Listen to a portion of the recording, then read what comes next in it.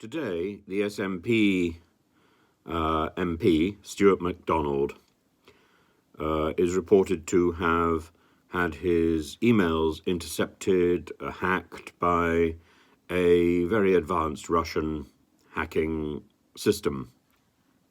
Why are we remotely surprised? Why are we remotely surprised? A year into the Kremlin attack on Ukraine, why are we surprised that there is hacking going on of senior members of parliament with interest, particularly in the defense of Ukraine?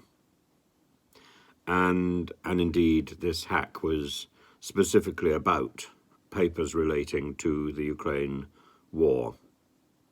Well, I'm not remotely surprised.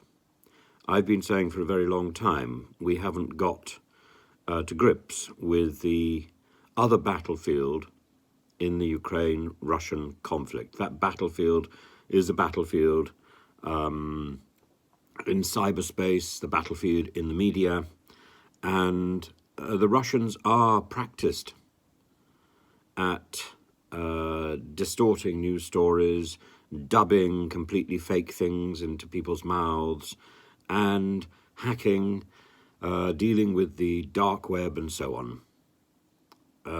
I know I've seen it in action. Indeed, I've been a victim of the dubbing situation myself. You only have to put in Tim Wilson, Russian dubbing or something like that, dubbing BBC, and there's an article that comes up about how I was dubbed with words I never said. How John Curtis, the cephalogist, was dubbed by the same channel, NTV. And this was during peacetime. This was innocuous. But if Russian television has the facilities, has the chutzpah to shamelessly dub things that they wanted to hear into the mouth of the interviewee, how much more are they going to do this during a time of war? Because their purpose is to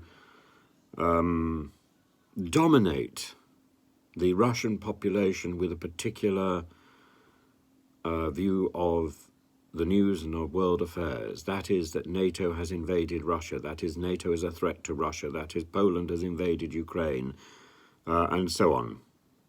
All of this is untrue. That is, NATO poses a threat directly to Moscow. Untrue. There will be no march on Moscow. There is no threat from the West to Russia. The threat is from the Kremlin to Ukraine. And the West is simply helping Ukraine to defend itself from the thugs in the Kremlin. And the thugs in the Kremlin are using people from the furthest reaches of Russia as cannon fodder to place in the front line in Ukraine. And many of them now are lining up for this new invasion, this new spearhead. And the body bags will not be going back to Moscow or St. Petersburg. They were going back to far-flung villages across Russia with the propaganda that this is a NATO invasion and that Russians have given their lives to protect Russia. Untrue, untrue, untrue. And we should not be surprised at cyber attacks in the UK. Nor should we be surprised by the infiltration of Russian stories, trolling on the internet and so on. But the main focus of our attention should be, and should always have been, to counter the propaganda that is being sent out from the Kremlin to the unsuspecting Russian people across Russia. It's not only the Kremlin's responsibility, it's our responsibility too. These are ordinary people who are being besieged by lies and misinformation. We need to get the correct story out. Because if we don't, we will have lost this war. This is where the war is.